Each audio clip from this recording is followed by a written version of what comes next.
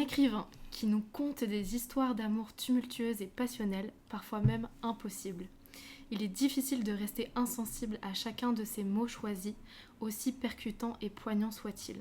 Cet artiste parisien dépeint le portrait de femmes et de relations d'une précision déconcertante, au point où il est si facile de plonger à la place des personnages, voire de se remémorer quelques souvenirs personnels. Il est maintenant possible de le voir performer ses textes en live et l'expérience en vaut le détour.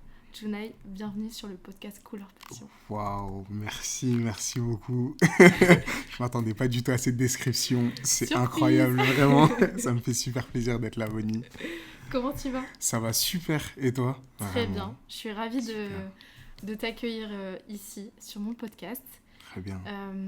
On va être honnête avec les auditeurs. Ça fait 1 an maintenant que je suis une sorte de manager. La manageuse, exactement. La manageuse qu'on appelle Big B, bien sûr. J'ai du mal encore à le dire, c'est sérieux. Non, c'est vraiment ça. Mais voilà, donc en toute franchise, je te connais déjà très bien, mais je trouvais que c'était ultra intéressant de t'inviter ici pour que tu puisses parler de ta passion, qui est l'écriture, et bien sûr, il y a d'autres passions qui en découlent. Exactement. Mais l'écriture principalement, et pour que tu puisses un peu nous raconter cette passion, nous en parler. Est-ce que déjà, pour commencer, tu peux nous raconter d'où est venue cette passion ?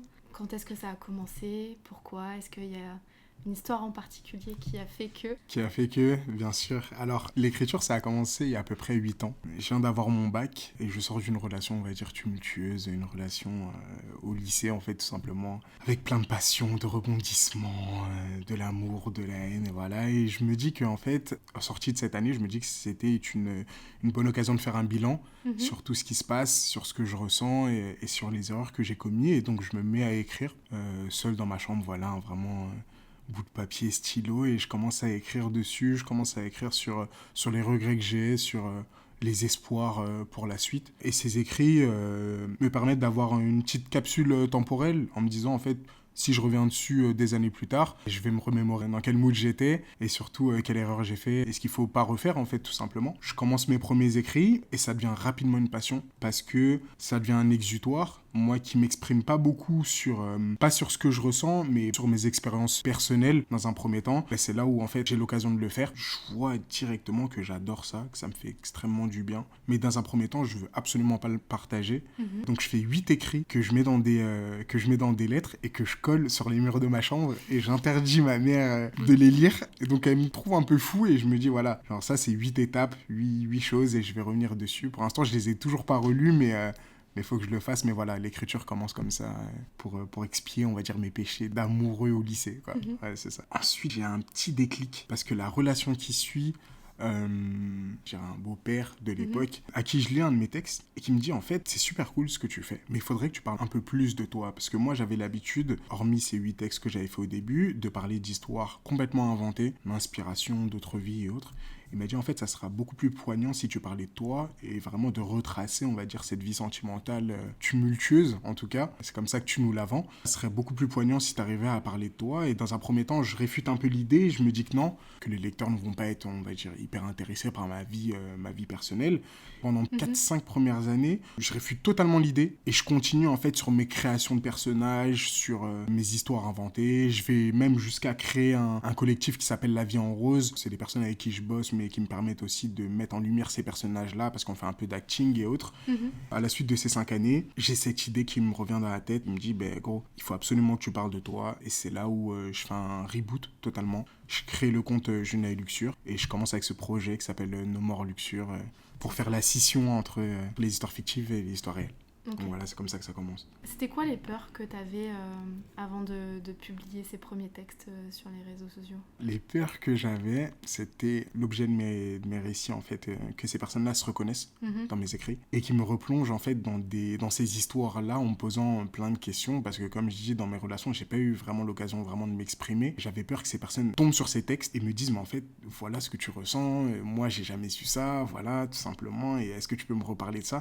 Et en fait, que ça me remette dans un mood où je repense encore à tout ça et que je repense en fait au mal que j'ai fait ou même que j'ai subi. Mais voilà, dans un premier temps, c'est vraiment cette peur-là que ces personnes reviennent dans ma vie et que je dois des explications Parce que souvent, quand je suis parti sans explication, ou soit en rejetant la faute sur l'autre. C'était d'être face à la vérité et face à mes responsabilités. Et donc ça, c'est quelque chose qui me foutait la peur bleue, en fait, tout simplement. Ça me faisait vraiment peur. Mais j'avais une autre voix qui me disait, il faut absolument que tu le fasses. Parce que tant que je le faisais pas, j'avais l'impression que ces histoires, en fait, n'étaient pas terminées. C'était très bizarre. Je passais peut-être des relations, genre 5 ans après, mais j'avais l'impression que c'était pas terminé, que la porte était toujours ouverte. Dès lors où j'écrivais un projet dessus, bam, ben ça mettait vraiment un terme à ces histoires en disant, voilà ce que j'ai ressenti, et si tu tombes sur ces textes, voilà comment ça se termine en vrai. Dans un premier temps, c'était vraiment la peur d'être face à mes responsabilités. Ouais. C'est déjà arrivé que on devait être face à tes responsabilités?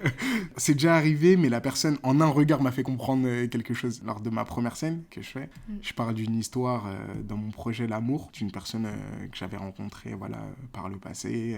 J'avais une relation pendant, on va dire, 1 an et demi, 2 ans. On n'était pas en couple, on était très proches. Et cette personne-là était là à ma première scène. Le rideau se lève et boum, je vois cette personne-là, je m'attendais pas du tout à la voir. Et je décline en fait mes premiers poèmes et ça parle d'elle. Elle se reconnaît, elle me regarde et je me suis dit, waouh. Ce à quoi j'avais peur, en fait, se retrouve là, tu vois, des années plus tard, devant moi, tu vois. Devant moi, il y avait vraiment tout le monde. Non, là, c'était vraiment devant moi, tu vois, il y avait cette personne. Donc, c'était une première expérience. Déjà, c'était ma première expérience sur scène. Mais là, première expérience sur scène face à cette personne, c'était vraiment un moment assez spécial. Mais c'était un très bon moment. C'était un très bon moment, parce que déjà, le temps a fait les choses. C'était surtout pour lui dire... pas comme un hommage, mais pour lui dire voilà ce qu'on a vécu, voilà ce qu'on a ressenti. Aujourd'hui, on clôt l'histoire, même si elle était déjà clos. Voilà ce que cette histoire m'a permis de faire, tu vois, d'écrire un texte. Et j'estime que c'est ce que je fais le mieux dans ma vie, mais c'est ce que tu m'as permis de faire. Et donc, je te le présente, même si c'est pas de la meilleure des façons, mais en tout cas, je te le présente et elle l'a pris comme ça. Donc c'est très, très bien. Ouais. C'était un très bon moment. J'ai l'impression que l'écriture, c'est très thérapeutique pour toi. C'est hyper thérapeutique. Parce que l'écriture, ça me permet de me remémorer, de me remettre dans l'instant où j'ai vécu les choses. Et ça, ce sont des trucs, en fait, quand je suis dans une relation où je me pose jamais, je prends jamais le temps, soit de savourer le moment présent, soit de me dire, ok, là, j'ai fait une erreur ou j'ai fait quelque chose de bien. Je suis plutôt un fonceur dessus en me disant, vas-y, chaque jour gagné, c'est un jour gagné. Et dès lors où j'écris, c'est là où toute ma mémoire s'active. Et les détails, en fait, où je prêtais pas attention, ben c'est là où ça me revient en pleine face et ça me fait du bien, en fait. Et les mettre sur papier, c'est un moyen pour moi, déjà, d'avoir une vision, on va dire, avec un peu plus de recul sur la relation, les erreurs, les bons trucs. Et ça me permet de savoir où je dois aller, ce que je dois améliorer, ce que je dois gommer et ce que je dois continuer de faire. Donc bien sûr, si j'écris pas pendant un certain temps, ben j'ai l'impression comme quelqu'un qui fonce mais qui réfléchit pas. En fait, à un moment, je réfléchis plus et je peux faire énormément d'erreurs. C'est quand j'écris que ça me permet en fait d'analyser en fait mes faits et gestes et surtout de devenir une personne meilleure. Donc ouais, ça a clairement des vertus thérapeutiques et j'invite vraiment tout le monde à le faire. Pas besoin d'être hyper technique ou quoi que ce soit, tu vois, mais déjà le journal intime, c'était quelque chose qui était hyper important. J'en avais pas du tout quand j'étais petit. Je voyais pas trop l'intérêt, mais j'ai vu l'intérêt genre à 23, 24 ans, tu vois. Et c'est extrêmement important parce que, comme j'expliquais, quand tu reviens dessus, c'est là où tu vois l'importance des choses et surtout, tu te dis, bah, ce que j'ai vécu, en fait, c'était un petit passage à vide, tu vois, c'était un petit passage, ça va m'arriver ou, ah, là, c'était un gros truc et je sais que j'ai réussi à surmonter ça. Et c'est des achievements aussi que t'écris et que tu te dis, vas-y, je suis fier de ça, en fait, tu vois. Clairement, ça a des vertus thérapeutiques immenses. Et je me vois pas sans ça maintenant, aujourd'hui. Ça dicte clairement ma vie, là. J'arrive plus à écouter une musique sans me dire, ah, faut que j'écrive un texte dessus ou... Des fois, ça peut dicter aussi mes relations avec les personnes, que ce soit homme ou femme, tu vois. Des fois, je me dis, ah, cette personne m'inspire ce texte-là, ça m'inspire ça et tout. Alors, des fois, c'est peut-être pas très bien parce que tu perds la véracité du moment, l'authenticité du moment, parce que tu te dis, est-ce que tu vis vraiment le moment où t'es avec la personne parce qu'elle t'inspire, mais dès lors où t'as un peu d'expérience et un peu de prise de recul, ben, c'est vraiment quelque chose qui peut faire beaucoup de bien et qui peut faire aussi du bien à la personne qui le lit. Donc ça, c'est vraiment ce pourquoi j'écris, ouais, clairement. Tu relis souvent les textes que tu as écrits il y a quelques années ? Oh, très bonne question. J'ai aimé cette question. Attends. Est-ce que je les relis ? Absolument pas. Là, carrément, avant l'interview, j'ai relu juste mon premier texte que j'avais posté sur Instagram. Et ça m'avait surpris parce que je me dis à chaque fois, putain, c'est moi j'ai écrit ça, tu vois. Genre, ça, je me dis, ah, c'est mal dit et autres. Et donc, ça me gêne un peu. Ça, je me dis, putain, c'est moi qui ai écrit ça. Mais qu'est-ce que je ressentais à ce moment-là pourquoi j'ai écrit ça et autres. Donc non, j'ai pas du tout de mal à me relire, mais juste pas le temps, en fait. Je pense uniquement à la prochaine histoire. Donc non, j'ai pas trop l'occasion de le faire, mais lorsque je monte sur scène et que je me dis, bon, faut que je fasse des petits textes du passé un peu, c'est cool, c'est là où je me dis, c'est là où je les relis un peu. Mais voilà, dans un premier temps, non, mais ça m'arrive assez rarement, ça m'arrive assez rarement. Oui, comme tu disais, il y a quand même de nombreux projets. Parce qu'en préparant le podcast, je les ai tous relus. Et ton premier projet, donc, c'était No More Luxure, et c'était en septembre 2021. Exactement, wow. Ouais. C'était que un format texte, et dès le suivant, donc, qui s'appelait Ghost, en novembre 2021, là, on voit déjà l'apparition des premières vidéos. C'était important pour toi de rajouter un format visuel à tes textes ? Ouais, très important, parce que je voulais déjà me démarquer des autres écrivains sur Instagram. Je trouvais qu'il manquait une certaine dimension scénar, en fait, à tout ça. Je voulais apporter vraiment une autre dimension à ces textes-là que j'écrivais, on va dire, sur papier. Je voulais aussi montrer aux personnes, et de manière la plus fidèle, comment je me sentais. C'est par le biais de la vidéo que ça se fait le mieux. Parce que je peux vraiment là transmettre des émotions qui sont totalement différentes que sur écrit. Sur écrit, ensuite, vous avez votre propre interprétation du texte. Mais sur la partie vidéo, je catch votre attention pour vous dire non, là, à ce moment précis, c'est comme ça qu'il faut visualiser les choses. C'est comme ça que j'ai ressenti les choses et c'est comme ça que vous devez le ressentir. Donc, c'est vraiment un moyen pour moi de catcher mon public en me disant ok, au niveau des textes et tout, on a notre libre interprétation des choses, mais au niveau des vidéos, c'est moi qui prends le contrôle, c'est moi qui vous dis ce que je ressens et comment vous devez le voir et surtout comment je l'ai ressenti en fait, tout simplement. Donc c'est quelque chose qui a été très très important et j'ai eu des amis très tôt pour faire de la vidéo pour moi. J'ai eu des photographes, j'en ai un, big shout out à Yonick. Moi j'ai mon équipe aussi, une bonne équipe de potes qui s'appelle Villainville, qui me pousse toujours à aller plus loin dans ma créativité. Et eux font de la musique et cet aspect vidéo est très très important pour eux. Et donc par inspiration, je me suis dit il faut que je rajoute quelque chose aussi à mes textes. Parce que mes textes sont très proches aussi un peu de la musique, tu vois, c'est très influencé par la musique et tout et tout. Parce qu'en fait, ces amis-là font de la musique, m'influencent au quotidien. Et donc, il y a cette ligne un peu floue en mode c'est un texte, c'est du rap, c'est de la musique, c'est de la chanson. Et donc, je navigue entre cette ligne-là. Et pour naviguer entre cette ligne-là, le visuel est extrêmement important. Et donc, c'est pour ça que dès le deuxième projet, je voulais affirmer une certaine patte en termes de visuel. Et après, dès le troisième, donc Le Sacrifice, que tu as sorti en mars 2022, là, c'est les premières vidéos où vraiment tu mets en scène du coup un couple. Et donc, à chaque fois, donc, dans les prochains projets, on verra d'autres modèles qui le font aussi.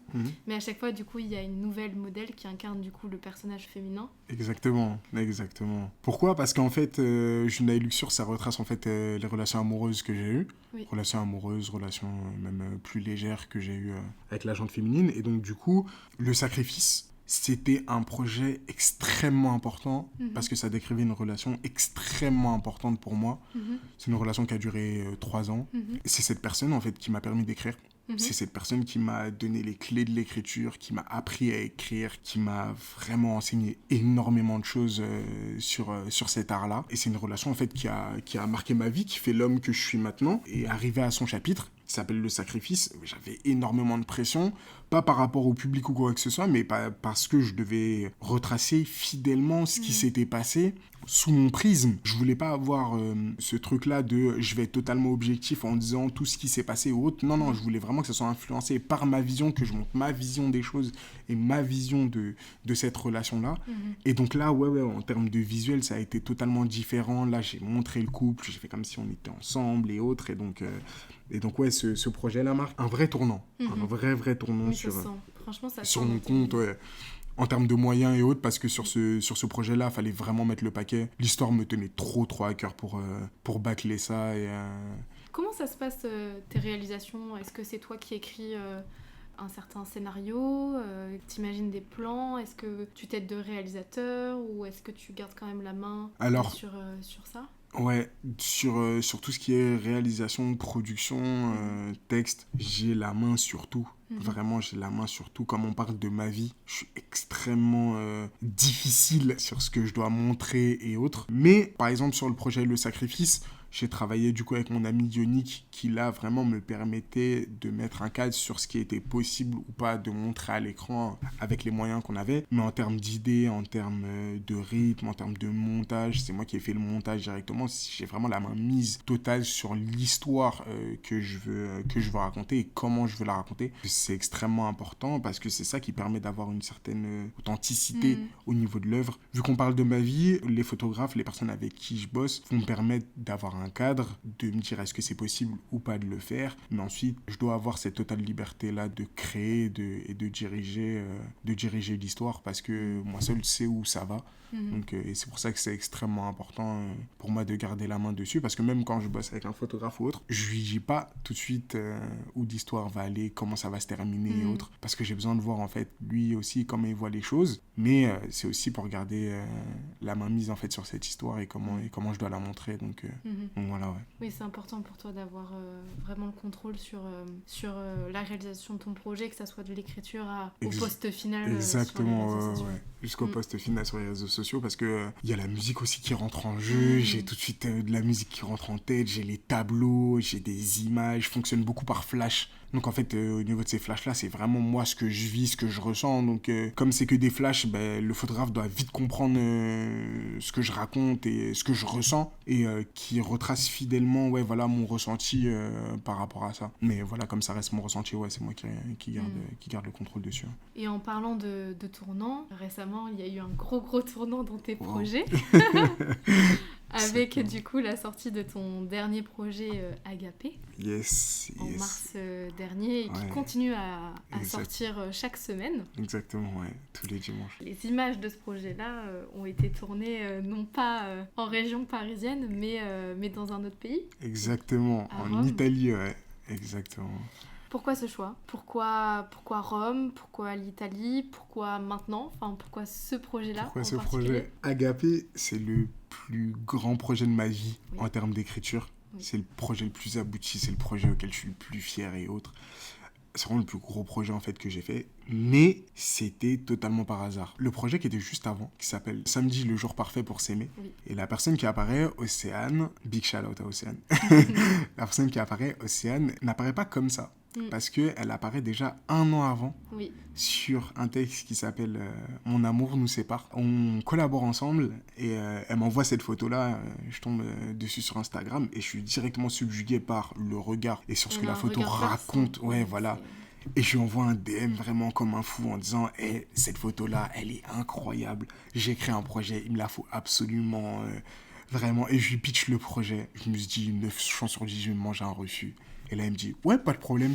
Je suis totalement surpris. Je fais ce projet-là et je lui promets qu'en fait, on allait bosser ensemble. Je lui promets qu'on va bosser ensemble parce que je sentais qu'il y avait quelque chose à faire. Ensuite, pendant 1 an, on bosse absolument pas du tout ensemble. Je fais autre chose. Je fais un projet qui s'appelle Dans les bras d'un autre. Un projet qui marche vraiment bien et tout, que j'adore et tout. Vraiment, là aussi, un autre tournant. Mais à la suite de ce projet-là, je reviens la voir en me disant, il faut absolument qu'on bosse ensemble. Je t'ai promis quelque chose. Je vais le faire parce que je sens que c'est le moment. Et j'ai totalement la DA du projet Samedi, le jour parfait pour s'aimer. Ça va être un date. En fait, on va juste se date un jour sur Paris. Là aussi, je me suis dit, bon, ça va être un beau refus, parce que c'est louche quand même. Quelqu'un qui te demande une photo, et après, quelqu'un qui dit, on va se date sur Paris, et tout, et tout. Et là, à mon grand étonnement, elle me dit, bah ouais, pas de problème. On se voit samedi, et let's go, on fait ça, et tout. Et donc, moi, j'arrive le samedi, on se voit, on passe la journée ensemble, je dois prendre plein de photos, mais au cours de la conversation, en fait, j'oublie totalement les photos et tous ces trucs. Et c'est pour ça que sur le projet Samedi, le jour parfait pour s'aimer, les 3 photos sont sur le bateau, parce que c'est à partir de là que je me dis, mais mince, il faut absolument que je prenne des photos et tout, parce que la conversation était tellement intéressante et tout, j'apprenais à connaître une personne. Donc. Et à force de connaître cette personne, passer du temps avec elle, ben voilà, on fait le projet Samedi, le jour parfait pour s'aimer, ça se passe super bien. Là aussi, en termes de stade, on est totalement surpris et je pense pas tout de suite à une suite. Je me dis que ben voilà, le projet il est cool et voilà, ça va s'arrêter là. Mais au vu de l'énergie que le projet dégage et surtout comment les personnes m'en parlent et autres, je me suis dit en vrai, il y a une vraie connexion qui s'est faite avec ce modèle-là et je sens qu'il peut avoir une suite, mais une suite vraiment de fou, tu vois. Je savais pas quoi raconter, parce que samedi jour parfait pour s'aimer, ça part d'une rencontre, t'as un état de séduction avec la personne, mais la seule chose que je savais, c'est que le dernier texte de ce projet-là se nomme « L'amour se trouve en Italie ». Je me dis, voilà, hein, c'est un bon texte, mais voilà, pas plus. On se voit en dehors du projet, on passe un temps ensemble et tout, on parle et tout, je lui parle du projet, et on parle vraiment de la suite, mais sans trop en parler parce que je me dis, je sais pas s'il y aura une suite ou autre, mais voilà, comment toi t'as ressenti le projet et autres. Et je lui dis, j'ai envie de parler d'amour, mais une histoire d'amour là qui se passe bien. Parce que je retraçais des histoires d'amour à moi, mais qui se passaient à la fin mal, vu que je parlais de rupture, mais là j'ai envie de parler de quelque chose qui se passe bien en fait, tout simplement. Une belle histoire. Et je la revois encore et tout, elle me parle, elle est un peu dubitative en me disant, ok, d'accord et tout, il n'y a pas de problème.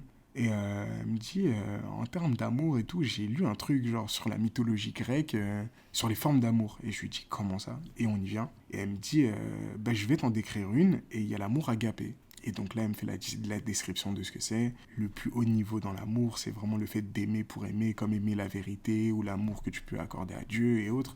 Donc c'est vraiment un état d'amour très très fort et surtout désintéressé. Et dès lors où elle me dit, bah ouais, genre agapé, ça me fait penser un peu à ça, genre en tout cas, genre ça me fait penser à cette forme d'amour, on pourrait partir dessus, parce que c'est elle qui a trouvé le titre du projet. Je lui dis, mais ouais, genre clairement, tu vois, c'est l'évidence, c'est clairement ça, genre c'est clairement ce que, en termes de projet, la DA que je veux, puisqu'au début on était vraiment que sur une DA, mais il y a juste un petit X, c'est que le dernier texte s'appelle L'amour se trouve en Italie. Donc, à partir de là, je me dis, mais comment on va faire ça? Je peux pas faire la suite du projet à Paris, tu vois.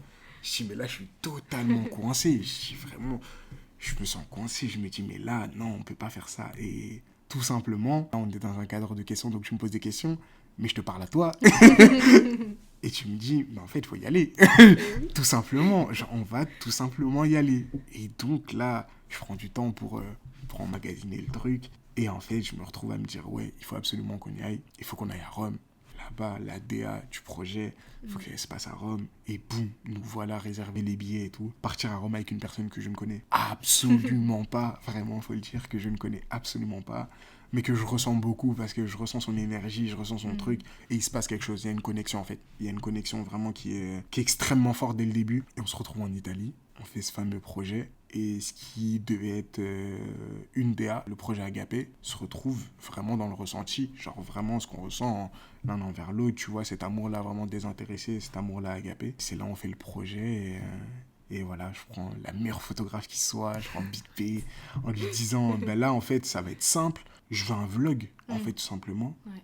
Et surtout, en termes de photos, je veux beaucoup d'intimité. C'est-à-dire que c'est pas vraiment un shoot, mais tu vas nous prendre ici et là. Je vais être là, je vais lui parler, tu vas nous prendre là et tout. On a ressenti directement les choses et ça a donné ce que ça a donné là. Mais moi, en ayant vu tous tes projets là, on voit vraiment la différence. Ouais. C'est pas les mêmes plans, c'est pas la même DA, c'est pas le même point de vue. Enfin, en revoyant tous tes projets, je me suis vraiment rendu compte du niveau d'intimité qu'il y avait dans les images avec le projet Agapé, qu'on n'avait pas vu forcément dans les précédents. Et je trouve que Agapé, ça marque aussi un nouveau tournant en fait. Ouais, clairement. Agapé, ouais, il y aura clairement un avant et un après Agapé. Hein. Clairement, je vois comment on m'en parle. Je vois comment on parle d'elle aussi beaucoup. L'association qu'on a avec elle, tu vois, le nombre de questions. C'est la modèle qui a vraiment marqué. Ah ouais, c'est clairement quelque chose. ouais, c'est un modèle qui a rendu populaire le compte carrément, tu vois. Genre... Alors que c'est pas une personne à 15K sur Insta et tout, mais vraiment l'énergie et tout qu'elle a. Et ça suscite beaucoup de questions sur la nature de notre relation. Je n'en parlerai pas. Pour cause d'intimité et aussi de projet. Elle suscite énormément de questions par rapport à ça, énormément d'excitation, mais c'est qui pour toi, c'est qui ça, c'est qui. Donc vraiment, c'est... il y a vraiment un avant et un après Océane, ouais, exactement. Pourquoi c'est si intime et autres? Parce que pour la première fois, j'expliquais comme quoi j'avais toujours le contrôle total sur mes projets. Et comme quoi je voulais ce contrôle-là total. Mais pour la première fois, j'ai décidé cette fois de laisser les choses aller et surtout laisser aussi le modèle, lui laisser l'occasion de voir sa propre vision du projet. Te laisser aussi la propre vision du projet par rapport à ça. Et le féminin, non, c'est quelque chose. C'est quelque chose. En fait, ça change sur ses plans et autres parce qu'en fait, dans mon équipe, déjà, on est entouré que de femmes. Vraiment, la personne qui produit mes textes, donc qui les corrige en termes de syntaxe, c'est une femme. Toi, t'es ma manageuse, ma photographe aussi, je suis entouré du modèle féminin et tout. C'est une autre sensibilité. C'est une autre sensibilité. Là, ce qu'on m'a demandé sur Agapé, c'est vraiment de me donner plus, de montrer quelque chose de plus intime et plus introspectif encore. Et dans les échanges qu'on a eus ensemble, entre moi et Océ, on est vraiment parti loin dans la conversation sur... faut vraiment qu'on apprenne à se connaître, que j'apprenne à connaître ce que t'aimes, ce que t'aimes pas, les personnes que tu as côtoyées, qu'est-ce qui t'ont fait du mal, ta famille, tout, tu vois. C'est pour ça que j'ai eu souvent des questions en me disant, ouais, pourquoi elle, est-ce que tu peux écrire sur moi, ou un truc comme ça et tout et tout. Et je réponds comme quoi c'est extrêmement difficile, pas tant pour moi, mais pour ce que la personne doit donner. Parce que les gens demandent souvent, ah, moi j'aimerais bien qu'on écrive un texte sur moi, j'aimerais bien et tout et tout. Je leur dis, ouais, bien sûr, mais il faut donner une partie de soi qui est... Ce que j'ai demandé, c'est vraiment de l'intime, quoi. C'est vraiment de l'intime. Quand je décline mes textes et tout sur scène, j'aurais préféré le faire dans d'autres occasions, tu vois, montrer d'autres parties de moi que, tu vois, vraiment décliner ces textes-là, tu vois. Pas que c'est très désagréable, mais c'est que là, je montre vraiment qui je suis et ce que j'ai ressenti à un moment T, tu vois. Ouais. Et donc, ouais, c'est un dévouement qu'il faut vraiment avoir, ouais. Mais voilà, c'était ça l'histoire un peu du projet Agapé. Ouais. Et t'es content des retours que t'as eu parce que là aussi, il y a eu quand même un gros impact ouais, clairement. avec ta communauté qui s'est agrandie. Ouais, clairement que c'est totalement agrandi. Hein. Ça avait bien commencé déjà sur Samedi, le jour parfait pour s'aimer, mais sur Agapé, ça a été totalement différent parce que sur la première publication qu'on envoie, qui s'appelle Agapé, le Reels, le truc fait 80 000 vues. L'équipement, on s'y attend absolument pas. Le son et tout, il est cool, vraiment. J'adore du coup la musique, le Reels et tout qui est dessus. Mais le retour des personnes, je m'y attends absolument pas parce que là, les personnes me disent, par exemple, moi, je me suis ressenti dans l'histoire. Moi, je me suis identifié à cette personne. Moi, ça me rappelle quelque chose. Et au début, j'étais assez décontenancé parce que je me suis dit, Agapé, c'est un projet qui se veut intimiste sur une personne que moi seul connais, des moments que moi seul a vécu avec cette personne-là. Comment ça peut vous toucher ? La fois où j'ai voulu viser le moins de personnes, ou carrément Agapé, c'est vraiment 14 textes pour une personne. Tu vois, c'est vraiment un cadeau de... Voilà, pendant 14 textes, ce que je ressens, ce que j'ai ressenti quand on a passé du temps ensemble, je te les donne. Ça aurait pu très bien être une lettre, une grande lettre de 14 textes, lui donner et fin, tu vois. Là, c'est vraiment en mode, vas-y, j'ai 14 textes, je vais quand même les partager parce que je pense que ça à la poubelle. Mais là où je vise en fait qu'une personne, c'est là où la cible s'étend totalement. Donc vraiment, je suis le premier surpris. Et chaque texte, c'est des retours en disant, moi, j'ai ressenti ça. Moi, j'ai déjà eu ça avec une personne. Ou pire, des gens qui me disent, moi, je veux ressentir ça en fait. Tu vois, j'ai ce truc-là, j'ai beaucoup de moi, j'ai ressenti ça. Mais j'ai pas eu, j'avais pas auparavant de moi, c'est l'histoire que je veux ressentir. Je veux qu'un homme me fasse ressentir ça. Je veux qu'un homme me parle comme ça, écrive sur moi comme ça, ou qu'une femme le fasse pour moi, tu vois. Donc ça, c'est vraiment un truc, ouais, ça, c'est vraiment des retours qui m'ont bien surpris. J'ai eu des retours en DM avec des lectrices qui étaient des analyses de texte, vraiment. J'étais en mode, mais c'est incroyable, je crois, si je l'ai en tête, je crois qu'elle s'appelait Morgane ou quoi. Et on a parlé jusqu'à 1h du matin, comme ça, sur les textes, sur voilà ce que j'ai ressenti, et pourquoi j'ai écrit ça, et pourquoi ce mot et pas un autre, et tout. Et donc, j'étais vraiment surpris, ça fait beaucoup de bien. Et à côté, pour le modèle qui est à côté, je sais pas, j'espère que ça lui fait du bien aussi, mais j'ai les retours et ouais. T'as déjà eu des retours comme ça qui t'ont chamboulé, qui t'ont marqué Ouais, j'ai eu le premier retour sur le premier texte que j'ai écrit. Le premier retour que j'ai, c'est pourquoi t'écris ça. Donc, ça, c'est un des commentaires qui m'avait beaucoup chamboulé parce que je me suis dit, mais en fait, je crois que je vais arrêter le premier texte, mais je crois que je vais tout arrêter parce qu'en fait, les gens sont incompris et tout. Mais juste après ça, il me dit, je commence à comprendre en fait pourquoi tu fais ça, tu vois. Genre, plusieurs textes après, il me dit, ah, je commence à comprendre. Donc ça, c'est vraiment un retour qui m'a chamboulé.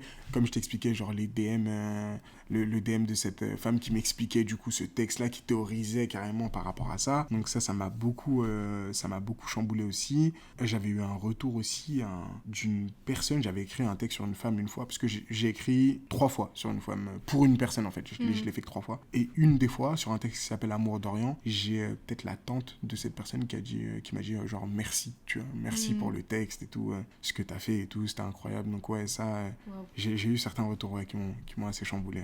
Mais ça doit pas être forcément toujours facile de recevoir aussi tous ces retours qui, parfois aussi, les gens arrivent à se projeter dans l'histoire ou même à se dire mais moi j'aimerais vivre ça et je le vis pas. C'est pas trop dur parfois? C'est dur sur le fait de se dire, des fois t'as l'impression qu'il y a des personnes qui s'approprient l'histoire un peu. Par exemple Agapé, à un moment j'avais l'impression que notre histoire, genre l'histoire que je vivais là, nous appartenait plus, parce que genre au bout d'un moment il y avait tellement de retours que j'étais en mode mais en fait les gens me disaient ah ça me fait penser à ça, ça me fait penser à ça et ça. Donc je me suis dit mais en vrai c'est pas authentique ce que j'ai écrit, vu qu'il y a tellement de personnes qui se reconnaissent là-dedans, tu vois. Donc en fait j'étais en mode mais c'est pas, l'objectif là n'est pas vraiment atteint, parce que limite ça devait être un projet genre 0 commentaire, juste elle qui me dit ah, incroyable, je me rappelle avoir vécu ça et voilà, tu vois.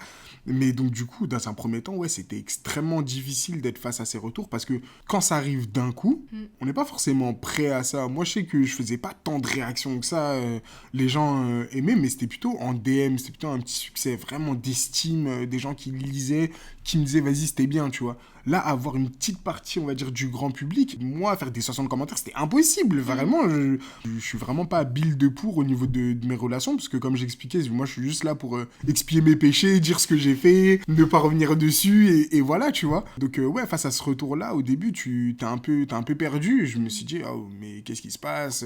Je comprends pas trop, t'as ton téléphone qui vibre et tout, donc t'es en mode, wow, peut-être j'ai écrit une connerie, tu vois, et tout. C'est un peu difficile, mais après, on écrit pour ça aussi. Donc, je pourrais pas être ce type de gars qui dit non mais je veux pas ça et tout, parce qu'à la fin on écrit pour avoir quand même ces retours, on écrit pour avoir quand même cette reconnaissance là aussi, parce que c'est le signe d'un texte qui touche. C'est surprenant, je serais pas dur en fait, c'est surprenant, mais qu'est-ce que c'est bon en fait, qu'est-ce que c'est bon, parce que ça amène à un tas d'échanges, et j'écris pour ça en fait, j'écris pour cet échange là. Mais souvent, les personnes, oui, ne voient pas l'aspect négatif, mais l'aspect derrière d'écrire sur un texte, tu vois, d'écrire sur quelqu'un. Moi, je sais que chez moi, c'est obsessionnel. C'est-à-dire que pendant une longue période, cette personne-là, je vais vraiment l'analyser dans les détails. J'ai un projecteur chez moi, je projette la photo de la personne, je peux rester 1 heure comme ça, devant la photo, à me dire, putain, mais quel moment on a vécu, c'est vrai, mais ça, elle aime ça, ça, elle aime pas trop ça. Ça peut être fantasmant sur des personnes qui me disent, mais moi, j'aimerais bien avoir quelqu'un qui est concentré comme ça sur moi, qui veut tout connaître de ma vie et tout. Être face à ça, c'est pas évident, parce que je suis une personne qui pose beaucoup de questions, des questions qui peuvent être, voilà, des questions intimes sur ta vie, sur ce que tu as vécu et tout, et donc des fois tu peux être un peu surprise en mode pourquoi il a besoin de toutes ces informations-là, et surtout tu peux te dire à quoi va lui servir en fait toutes ces informations, tu vois, ce que j'aime, mes plats préférés, tout ça et tout. Et des fois, par rapport au texte, tu peux te retrouver dans des situations où tu te dis mais là, wow, il parle de moi en fait. Parce que tout le monde veut le texte, on parle de soi jusqu'à ce qu'on est face au texte. Parce qu'il y a des personnes par exemple qui peuvent mélanger en me disant mais en fait c'est ça ce que je te fais ressentir, ou voilà ce que tu as retenu de moi et autres. T'as envie de leur dire oui mais pas vraiment. Oui mais pas vraiment, parce qu'il y a beaucoup ce que j'ai ressenti, il y a beaucoup à l'instant T, voilà ce que j'ai ressenti, c'est pas vraiment la vision que j'ai de toi dans son intégralité, mais dans l'art, voilà ce que j'ai ressenti, parce que c'est pas toujours positif, c'est pas toujours ah ben t'es trop belle et autres et tout, des fois c'est pas vraiment ça. Des fois, je peux parler en proie que la personne a été en dépression et que je la voyais pas comme ça dans mon esprit. Le premier texte que je fais sur une femme, qui s'appelle Amour d'Orient, c'est ça. Je parle d'une femme qui perd confiance en elle, du coup, qui fait souffrir les personnes autour d'elle et autres. Et donc, c'est assez dur à lire, tu vois. Quand t'es pas prêt à ça et que tu te crois que tu vas avoir un petit texte romantique, ça se passe pas vraiment comme ça. Et donc, tu peux être un peu surpris, tu vois. Et du coup, il y a bientôt 1 an, t'as fait ta toute première scène, où là, en fait, on t'a vu performer tes textes avec un fond de musique. Ouais. C'était vraiment autre chose que ce que tu publies sur les réseaux sociaux. C'était important pour toi de passer ce step-là, d'aller déjà dans cette direction-là, parce que tout le monde ne l'apprend pas forcément, et de les performer. Exactement, parce que pourquoi je dis souvent, mes textes se lisent, mais vous ne pouvez ressentir le texte que quand je vous le lis. Parce qu'ils doivent être lus d'une certaine manière, et il n'y a que en venant sur scène que vous prenez vraiment conscience de l'impact de ce texte, des phrases, où est-ce que je mets la ponctuation, où est-ce que je m'arrête, quelle musique j'utilise derrière et tout. Donc pour moi, il était très très très important de passer cette step sur scène, parce que la scène, c'est le retour direct aussi. C'est le retour direct face à ce public-là. Je vous écris tous les jours. C'est comme lorsque tu écris à une personne tous les jours, mais au bout d'un moment, il faut la voir. Et donc, moi, vous voir, ça me fait aussi extrêmement du bien. Parce que avant vous, c'est moi, ça me fait du bien. J'avais besoin de sortir, en fait, de cette chambre-là et de dire, voilà comment j'ai lu, comment il doit se lire, comment il doit s'interpréter. Donc, c'était vraiment une step qui était essentielle, indispensable, genre vraiment pour moi. Et surtout, lorsque j'ai vu mes amis aussi performer sur scène, toujours Villainville, on est ensemble. Quand je les ai vus performer, je me suis dit, je veux que ce soit moi en fait. Moi aussi, genre, j'ai cette âme-là de faire ces choses-là. Tu vois. Eux, ils font du rap, c'est totalement différent. Malgré qu'on se rejoint sur plein de domaines, c'est totalement différent. Mais l'énergie et l'émotion qu'ils procurent au public, j'en étais jaloux. Je me suis dit, mais c'est pas possible. Tu vois. Je me suis dit, waouh, moi je veux transmettre le même truc, la même énergie. Même si c'est pas du rap, même si c'est pas du chant, c'est pas du slam non plus. C'est un peu hybride. Mais j'ai une énergie à transmettre, des émotions à transmettre et des sentiments à transmettre, tu vois. Il faut absolument venir sur scène pour pouvoir les ressentir. Et cette première scène aussi, c'était l'occasion d'inviter mon père. Oui. Par rapport à ça, il y avait des invités extrêmement importants. C'était de montrer, marquer le coup pour dire à ma mère, voilà ce que je fais sur le plan artistique. Parce que sur le plan professionnel, ça n'a totalement rien à voir. Je suis dans la finance internationale, donc rien à voir. Mais montrer à mes proches, voilà ce que je fais et voilà ce que Junaï, ça représente. Et artistiquement, je vous montre une certaine sensibilité. Et c'est la scène, en fait, qui me permet de faire ça. Ouais. La scène, je me mets à nu, en fait. C'est pour ça que dans un premier temps, quand je faisais de la scène et tout, je voulais même contrôler les personnes qui venaient à ma scène, tu vois. Je voulais pas vraiment... Cette première scène, elle exactement, était quand même très intimiste. Hyper fermée, exactement. J'aurais pu faire un truc public, absolument pas. Ma première scène, le premier texte, c'était extrêmement fermé en termes d'invitation, tu vois, parce que toujours dans ce désir-là de contrôle, de autres, il fallait absolument que la première fois que je dévoile tout ça, ça soit face à des personnes qui ont compté. Bien sûr. Des personnes qui comptent pour moi. Et pour te mettre aussi en confiance pour les suivantes. Exactement. Pour me mettre aussi en confiance, mais surtout pour montrer aux personnes, voilà ce que je fais. Avant de me montrer au public, je me montre à vous, je me dévoile, j'avoue ce que je fais. Et là, maintenant, boum, là, c'est bon. Le public peut voir maintenant. Je me suis produit devant mon père et ma mère. Et mon frère aussi. C'est important pour toi que tes parents puissent voir ça et que tu puisses leur montrer et t'ouvrir complètement à eux et leur dire voilà ce... Exactement, c'était extrêmement important. Mon père, il savait pas que j'écrivais avant ça. D'accord. Il savait pas vraiment que j'écrivais avant ça. Il voyait quelques textes et autres, mais voilà, tu vois, il savait pas trop que j'écrivais, ce que je faisais en termes d'art et tout. Il était vraiment coincé sur les études que je faisais, tu vois. Ma mère savait, mais mon père, il savait pas du tout ce que je faisais et surtout, il ne connaissait pas les textes. Il ne connaissait pas quel texte j'allais faire. Donc, quand j'ai dévoilé les textes qui retracent ma vie, et c'est des textes en fait, qui sont que des histoires vraies, et j'ai le regard de mes parents qui me disent « Ah ouais, mais on savait pas tout ça Tu nous avais pas parlé de ça, tu nous avais pas parlé de cette relation, tu nous avais pas parlé de ça, ce que tu avais ressenti et tout. » La discussion est extrêmement libre avec eux, donc je peux vraiment parler de tout, mais carrément, c'est en pouvant parler de tout que je parlais de rien en soi, tu vois. C'est vraiment ça. Donc, c'était hyper contradictoire, mais c'était aussi leur montrer que je suis prêt à leur dévoiler qui je suis et ce que je fais, et maintenant je suis prêt à passer à faire autre chose, à passer une step, et surtout aussi à mes amis de leur montrer ce que je fais et ce que je ressens, le vrai moi, quoi, tout simplement. Donc ouais, c'était extrêmement important. C'était émouvant, hein, cette première scène-là. Ah, on n'a plus rien. Ouais. Bien sûr. Sur ces personnes qui ont fait les premières parties, j'étais avec des amis à moi, il y avait Jeune Mousse. Je passe un big shout-out à Jeune Mousse. Grand artiste. Un artiste incroyable, un écrivain vraiment incroyable. Puis il y avait Audrey aussi, artiste incroyable qui parlait de sa vie. Il y avait Medina aussi pour la première partie. Elle aussi, une personne qui écrit, qui a vraiment un de mes textes, vraiment top 5 de mes textes favoris, all time. Elle a performé ce texte-là qui est vraiment incroyable. Je ne sais pas si elle le performera encore, je crois que c'était la dernière fois, mais un texte incroyable sur la femme et tout. Donc ouais, c'était vraiment émouvant, c'était incroyable. Qu'est-ce que t'aimes dans la scène et que tu retrouves pas forcément avec le contenu digital, entre guillemets?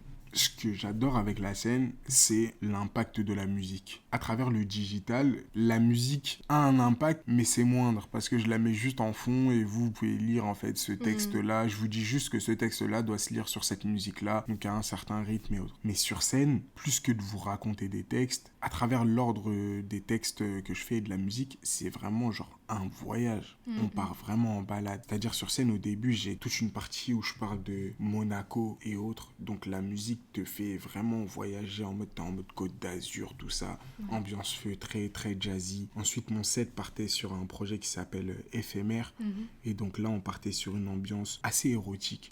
Vraiment assez érotique avec la femme et autres. Ensuite, avec une petite transition, on passe sur un projet qui est en fait dans les bras d'un autre. Et donc là, on parle des difficultés dans la relation à deux. On parle de tromperie, on parle de tentation et autres. La scène, c'est intéressant parce que je peux faire cette transition-là et je peux vraiment emmener mon public à un voyage en leur disant, quand vous venez sur scène, vous ne voyez pas juste quelqu'un performer. Même la performance n'est pas vraiment hyper importante. Ce qui est important, c'est vraiment le voyage et comment vous allez vous approprier en fait cette prestation-là en fait. Parce que comme j'explique, quand tu viens me voir sur scène, clairement, ça peut même être un date avec ta copine, tout ça, ou ta future copine ou futur copain. Vous êtes là, vous parlez, tu regardes ça, t'écoutes ça vraiment en bruit de fond, tu vois, parce qu'en fait, c'est quelque chose qui t'accompagne. C'est quelque chose qui t'accompagne. Tu peux aussi t'arrêter et regarder la performance, mais en soi, t'es même pas vraiment obligé de me regarder. Tu juste t'écoutes et tu catches des moments et tu te dis, moi aussi, je l'ai ressenti, ça. On est à ce date-là, je t'ai fait venir voir cet artiste-là, parce qu'en fait, moi, ce que je ressens, c'est ça. Ce que j'ai envie de te dire, c'est ça. C'est clairement ce qu'il est en train de dire dans le texte. Ce que je veux te dire, c'est ça. Donc, cette scène-là, c'est hyper important pour toutes ces vertus-là, tu vois, d'accompagnement, de choses et autres. Et surtout, pour développer et favoriser cette dimension de relation entre amoureux, en fait, simplement. Parce qu'il y a souvent des moments, voilà, où la relation amoureuse, on va dire, est assez difficile en ce moment avec les relations qu'on peut entretenir à travers les réseaux et autres. Oui. Et donc là, vraiment, catcher un moment, prendre un moment pour voir un artiste qui va vous parler d'amour, ça ancre le moment que tu es en train de passer avec la personne que tu aimes. Et donc, ça peut être un vrai brise-glace, en vrai. Tu vois, ça peut être un vrai brise-glace pour les personnes qui ne communiquent pas trop sur leurs sentiments ou les personnes qui n'arrivent plus à communiquer. Donc, il y a toutes ces vertus-là, il y a toutes ces vertus-là. Et ça tombe bien, petite transition. Let's go, je savais pas du tout. Parce que du coup, demain, donc le 16 mai, tu fais une nouvelle scène. Ouais. Cette fois-ci à Pigalle. Exactement, à l'Injuste, à Pigalle, exactement. Et je vais performer du coup mon projet Agapé. D'accord. Je vais performer ce projet-là avec 4 musiques et tout, qui vont me permettre en fait de voilà, faire découvrir ce projet à un plus large public. Ça va être de l'acoustique. Donc là où j'avais toujours l'habitude de venir avec une petite enceinte et tout, clac, et mettre ma propre musique, là ça va être de l'acoustique. C'est un autre mood encore. C'est un mood que j'aime parce que c'est de la romance à l'état pur. L'acoustique guitare avec quelqu'un à côté qui chante, c'est de la romance pure. Donc c'est vraiment dans quoi je suis le plus à l'aise. Mais j'ai le track aussi parce que c'est la première fois que je performe ce projet. Bien sûr. Donc le track sera palpable. Océane, normalement, sera là. Donc, on pourra la percer. exactement. Donc ouais, déjà c'est joie se reconnaître un peu en soirée, là on est parti à quelques soirées où ça dit c'est toi la fille des projets et tout. Donc elle passe plus inaperçue maintenant dans les petites scènes, elle. Donc non, elle sera là, donc c'est cool. Moi j'aimerais juste revenir sur un dernier sujet qui est le fait qu'on sent tellement la présence des femmes dans ta vie. Ouais. Parce que j'ai l'impression en fait elles ont toujours été là, que ça soit ta mère, que ça soit les relations que tu as vécues, que ça soit maintenant aussi l'équipe dont tu t'es entourée. Moi je suis né d'une éducation, il y avait mon père un peu, mais il est parti assez tôt. Je suis né d'une éducation vraiment exclusivement féminine avec ma mère et ma mamie, tu vois. Donc très tôt, les femmes ont vraiment joué un rôle majeur dans ma vie. C'est-à-dire que dans mon éducation, dans ma manière de me comporter, dans ma manière de séduire, dans ma manière de parler, les femmes ont toujours été vraiment au centre vraiment de ma vie. Et mon père aussi a joué son rôle, mais on va dire plus maintenant. Je vais te dire plus maintenant. Avant, quand j'étais plutôt gamin, c'était plutôt ma mère, ma mère et ma mamie. Et très tôt, les femmes, c'était quelque chose qui m'a impressionné. En fait, parce que je tombais vite amoureux. En fait, j'ai un complexe d'Oedipe vraiment assez tard. J'étais amoureux de ma mère, vraiment jusqu'à très tard. Et en fait, toutes les femmes vraiment me rendaient vraiment amoureux. Je les trouvais toutes belles dans la cour et tout. Vraiment, c'était vraiment une horreur. Elles ont eu vraiment un impact significatif. À partir du lycée, je tombais amoureux pour la première fois. Et cette personne qui m'a rendu amoureux m'a vraiment, en fait, permis d'ouvrir les yeux sur comment doit être traitée une femme. C'était une personne, pas vraiment romantique, mais qui savait exactement comment elle devait être traitée, d'une très bonne éducation. Et elle m'a vraiment sensibilisé sur tout ce qui est le traitement des femmes, comment on doit se comporter et tout par rapport à ça. Donc je l'en remercie encore tous les jours par rapport à ça. En même temps, c'est ce qui m'a conditionné dans toutes mes relations, parce que dans toutes mes relations, c'est vrai que j'ai mis souvent une pointe de séduction dedans, mais que ça soit pas vraiment une séduction qui amène à de l'amour, mais des fois ça peut être de la séduction dans le domaine aussi amical et autres, parce qu'en fait le feeling est toujours mieux passé avec les femmes, du fait de leur sensibilité, moi du fait que j'exprimais pas mes sentiments, mais j'adorais quand on les exprimait en fait, quand je voyais des personnes sensibles, quand je voyais ces choses-là, et là où je vivais, les hommes ne le montraient pas du tout, des personnes qui étaient très sensibles aussi, mais ne montraient pas, ne verbalisaient pas les sentiments, et c'est souvent au niveau des femmes que j'ai pu avoir en fait cette accroche-là, ces informations-là sur les sentiments, sur les ressentis. Et très très tôt, moi toutes mes potes c'était des filles, j'avais très très peu d'amis garçons jusqu'à aujourd'hui, j'ai très très peu d'amis garçons, pas que je me méfie d'eux, mais mes amis garçons c'est vraiment mes fidèles, le cercle proche, mais souvent ce sont les femmes, parce que c'est là où je me sens le mieux, tout simplement. Je me sens archi bien à leur côté, pas dans un point de vue de séduction plus maintenant par rapport à ça, mais c'est parce que elles parlent. J'ai l'impression qu'elles ressentent des choses, tu vois. On n'est pas dans des fakes, non, vas-y, j'ai rien ressenti, des choses, tu vois. Genre, non, elles parlent, elles ressentent des choses, elles expriment leurs émotions, elles permettent de grandir. Elles arrivent, exactement. C'est ça. Leurs sentiments et leurs émotions, alors que les hommes, malheureusement, dans la société dans laquelle on vit, exactement, c'est plus compliqué. Voilà, c'est plus compliqué. Maintenant que ça change, maintenant ça change, ça et tant mieux. Ça va changer, et tant mieux, tu vois. Exactement, il est temps que ça change, bien sûr. Mais elles le font, et mon Dieu que ça fait du bien. Mon Dieu que ça fait du bien. Moi, j'adore écouter toutes ces histoires de love qui s'arrêtent, qui reprennent, qui s'arrêtent encore, qui reprennent vraiment. Parce que de un, c'est une source d'inspiration infinie. Et de deux, je sais pas, j'ai l'impression que c'est vivant, quoi. Tu vois, moi, je sais pas, c'est ce qui m'anime de fou. Et depuis tout petit, je vois la force de ma mère qui se réveille tous les matins, malgré la maladie, pour bosser, pour toutes ces choses-là. La cause féminine aussi qui est devenu vraiment un vrai truc pour moi, parce qu'au début j'étais pas du tout sensible, j'étais pas du tout ce gars sensible à ça au début, vu que moi c'était vraiment que sous le prisme de la séduction et tout, mais moi c'est de par mes relations amoureuses avec des personnes hyper investies dans la cause qui m'ont sensibilisé à cette cause, parce que sans mentir au début pour moi c'était pas nébuleux, mais je me disais ça me concerne pas, j'ai pas envie d'être dans un combat qui, moi, me concerne pas, j'ai peur de mal me positionner ou autre, mais c'est vraiment de par cette éducation-là qui m'a dit non, en fait, il y a pas de... Tu te positionnes, il y a des choses qui te dégoûtent, tu dois le dire, tu dois te battre pour ça, parce que toi, t'as été éduqué par ça, donc...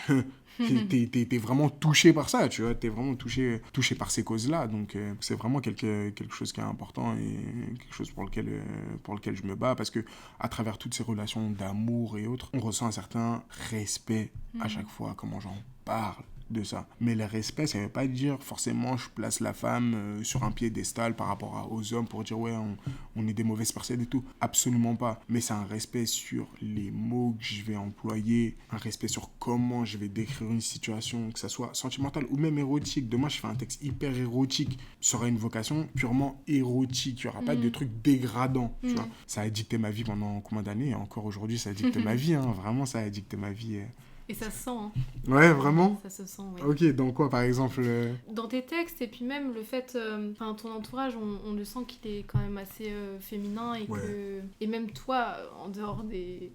avec les discussions privées, etc., les discussions qu'on a, que ça soit autour de ton art ou des discussions personnelles, on va dire, ça se sent qu'il y a eu cette influence féminine au fait que tu arrives à poser les questions pour que les gens te parlent de leurs sentiments, te parlent de leurs émotions. Et toi aussi, tu arrives à parler de tes émotions et des sentiments. Je suis d'accord sur le respect, le fait de tes mots qui ne sont jamais dégradants à l'égard des femmes. Et il y a toujours ce respect-là. Et même moi qui ai été modèle du coup pour un de tes projets, tu as toujours des conditions bien précises et t'essayes de rassurer au maximum aussi la modèle. Exactement, c'est hyper important. Là, par exemple, je parle du modèle Océane, on est parti en Italie quand même ensemble, tu vois. On est parti en Italie, t'es avec une petite équipe, on est avec toi, elle, je me dis, des fois ça peut être un peu déroutant quand t'es avec un mec que tu connais pas du tout, vous allez en Italie, pourquoi faire? Tu te dis, mais dans quel bourbier je me suis mis, tu vois. Bien sûr. Mais pas du tout, mais vraiment, genre, pas du tout, on est vraiment... bienveillant à la mort et je le remarque là, et c'est vraiment pas fait exprès, mais c'est vrai que mon équipe autour de moi, j'ai une Luxure là, comment ça s'appelle, les fleuristes, et c'est 100% des filles quoi, c'est 100% des filles, donc voilà. Je passe un appel, si vous avez des photographes, très très bien aussi. Je suis encore à la recherche de photographes, c'est lourd.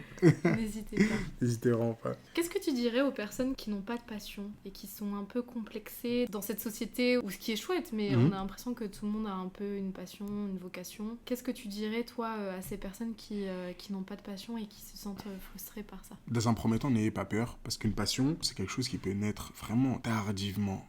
C'est vraiment quelque chose qui peut naître tardivement. Il faut vraiment explorer beaucoup de choses avant de trouver sa passion. Alors, il y a des chanceux qui la trouvent dès tout petit, autres, mais il y en a qui le trouvent bien tardivement. Moi, découvrir sa passion, c'est comme découvrir on va dire un super pouvoir, tu vois. C'est vraiment dans des conditions, des fois, où tu t'y attends le moins. Il y a des personnes qui, naturellement, ne sont passionnées par rien. Il n'y a pas quelque chose qui les passionne. Ça ne veut pas dire qu'ils n'ont pas de pouvoir, ça veut dire qu'ils sont différents. Vous avez une sensibilité, vous, qui est différente. C'est-à-dire que vous n'êtes pas passionné par l'art ou autre. Mais croyez-moi, il y a quelque chose qui vous anime. Vous ne pouvez pas vous lever le matin s'il n'y a rien qui vous anime, vous voyez. La chose que vous pensez la plus bénigne, que ce soit regarder des séries ou autre, ou quoi que ce soit, cette chose-là qui vous permet de vous réveiller, dites-vous que c'est ça votre passion, en fait. Vous voyez, c'est ça en fait, parce que c'est sûr que vous avez quelque chose qui vous anime. Il y a des personnes qui ne sont animées par rien. Ça me perturbe un peu parce que je me dis que c'est pas possible d'être animé par rien.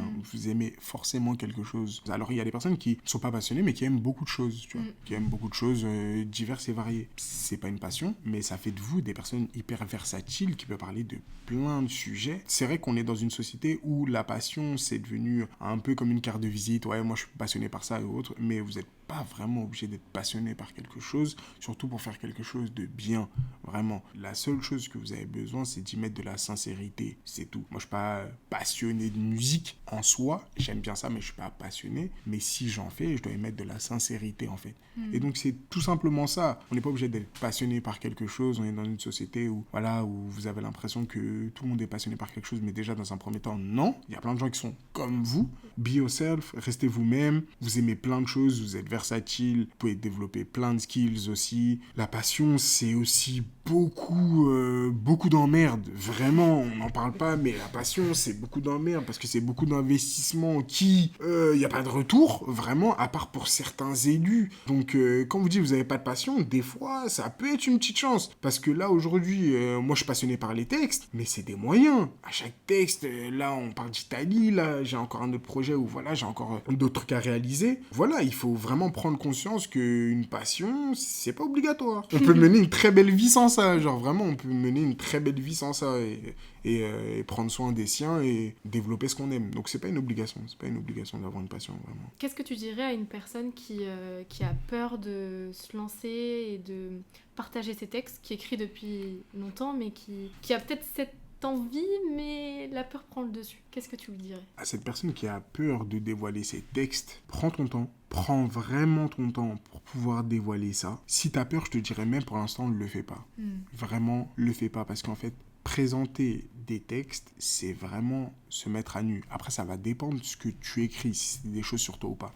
Moi, j'écris sur ma vie, donc je parle dans mon cas, c'est vraiment se mettre à nu. Et je préfère clairement me mettre nu que des fois dévoiler certains textes, vraiment. Donc c'est pour ça que prendre son temps et le jour où tu dévoileras les textes, c'est quand tu auras répondu à cette question. Pourquoi je publie? La publication n'est pas obligatoire. Tu dois juste répondre à cette question. Pourquoi je dois publier mes textes? C'est ça, en fait, la question qu'il faut se poser. Pars du postulat que tu ne dois pas le faire. Et si tu le fais, il faut qu'il y ait une raison. Est-ce que c'est pour aider quelqu'un, aider des personnes qui sont passées par là, t'aider toi-même, te faire du bien. Et c'est uniquement quand tu auras répondu à cette question que tu pourras publier tes textes. Moi, j'ai répondu à cette question par le biais de, c'est quelque chose qui allait me faire du bien, déjà dans un premier temps. Et moi, ça me permettrait de clôturer mes histoires. Sinon, j'aurais jamais publié mes textes. Je les aurais gardés pour moi. Et c'est très bien aussi de garder les choses pour soi. Si tu veux publier les textes pour que tu aies une certaine reconnaissance, c'est tout aussi bien. Parce qu'on dit, on fait pas ça pour la fame, tout ça. Si, c'est tout aussi bien. Parce qu'en soi, tu vas développer des skills, tu as un certain talent dessus, donc les gens doivent le voir aussi. Mais tant que tu n'as pas répondu à cette question, pourquoi je dois publier mes textes, ne le fais pas. Si tu n'arrives pas à trouver de réponse, ne le fais pas. Par contre, dès lors où tu as trouvé ta réponse, le jour où tu vas publier, en fait, tu vas trouver ta raison de vivre par rapport à ces textes-là. En fait, chaque texte correspond à cet objectif. Moi, chaque projet, j'étais en mode, ok, je clôture l'histoire A. Ghost, je clôture l'histoire B. Le sacrifice, je dois absolument clôturer cette histoire. Donc, il faut que j'en parle. Et donc, voilà, parce que sur les réseaux, Insta et autres, c'est devenu anxiogène en vrai. Quand tu fais de la passion, c'est devenu anxiogène. Tu trouves? Mais vraiment, parce qu'en fait, à chaque publication, tu es en mode est-ce que ça va bider? Est-ce que les gens ils vont. Avant de dire est-ce que ça va bider, ça va faire des likes et autres, tu te demandes est-ce que les gens ils vont ressentir ce que tu fais, tu vois.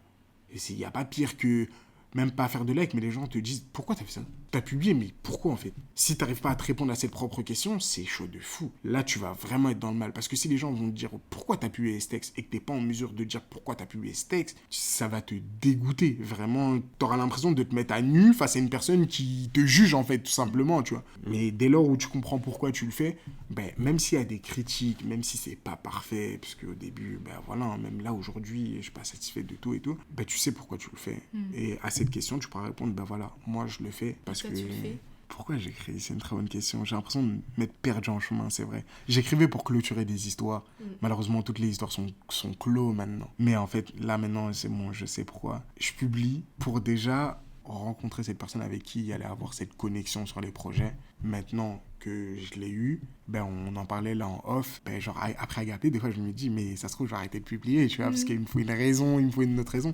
Donc, sur Agapé, je peux te dire la raison. Sur Agapé, je devais absolument dévoiler mes ressentis pour cette personne à un instant T par rapport à ce qu'on avait vécu. C'était extrêmement important pour moi de lui offrir ces 14 textes et mon ressenti sur elle. Sur un autre projet, ça va être un autre ressenti. Maintenant, moi, je suis sur une DA où chaque projet, j'ai une autre raison de publier maintenant que mes histoires sont finies. Donc, pour le prochain projet, je pourrais te dire pourquoi je le fais celui-là. Mais en tout cas, Agapé, c'est pour ça. Tu reviendras en parler. Bien sûr. Il n'y a aucun problème. Qu'est-ce que je peux te souhaiter pour la suite? De garder mes proches autour de moi. Vraiment, ça, c'est extrêmement important. De garder mes proches autour de moi et que je ne perde pas l'amour que j'ai pour cette personne, pour la personne que j'aime actuellement. Que je ne perde pas l'amour et qu'elle ne perd pas l'amour, qu'elle soit toujours aussi amoureuse de moi. Oh, c'est trop mignon. Je sais qu'elle m'écoutera. Je sais que cette personne m'écoutera. Qu'on continue ça, tout simplement. Et voilà. C'est déjà très beau. C'est déjà très beau. Let's go. Merci beaucoup, Junaï. Merci, il n'y a pas de problème. C'était Junaï Luxure, merci.